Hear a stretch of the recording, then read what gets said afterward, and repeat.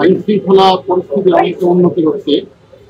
যেমন DMP commissioner স্বল্প লোকবল নিয়েও তো চেষ্টা চালিয়ে যাচ্ছেন। থানার ওসি চেঞ্জ হওয়ার পরে মোহাম্মদপুরেও অবস্থা ধীরে ধীরে উন্নতি হচ্ছে, কিন্তু একটি মহল নৈরাজ্য। আপনি যে আগে যে সেন্টেন্সটা বললেন ওটা একটু আবার জোরে বলেন, এখানে আসেন।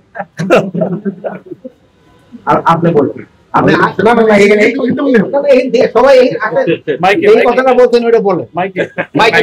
আপনি পরিচয় আগে দিয়ে বলেন। আমার নাম এনামুল কবির রূপম, আমি চ্যানেল আইয়ের স্পেশাল করেসপন্ডেন্ট। মাননীয় উপদেষ্টার কাছে আমার প্রশ্ন যে আইন শৃঙ্খলা পরিস্থিতির আস্তে আস্তে উন্নতির দিকে যাচ্ছে।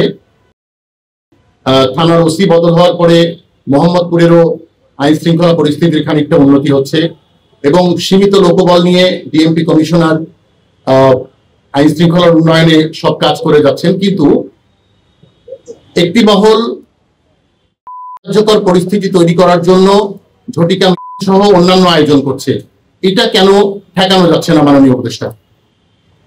আপনার অনেক অনেক ধন্যবাদ। দেখুন, আপনি একটা দেখছেন ভাই কিন্তু ভালো কথাটা বলতে যে একটু মুখ দিয়ে একটা খারাপ চলে আসছিল, অভ্যাসটা দূর হইতে কিন্তু অনেক সময় লাগে। আরেকটা হলো এই যে যেটা ভাই যেটা বললো উনি সত্যি কথাই বলছেন, কিন্তু ঝটিকা দিনের কিন্তু সংখ্যা কিন্তু কমছে। আপনারা জানেন একবার অনেক 244 জন যে আমরা হাতে নাতে সেই সময় কিন্তু এরপরে কিন্তু সংখ্যাটা অনেক কমে। তা আপনাদের এরকম ভাবে যদি আপনারা সাহায্য এবং সহযোগিতা করেন তবে এইগুলি আরো কমে যাবে, এক সময় দেখবেন আস্তে আস্তে এলিমিনেট হয়ে যাবে।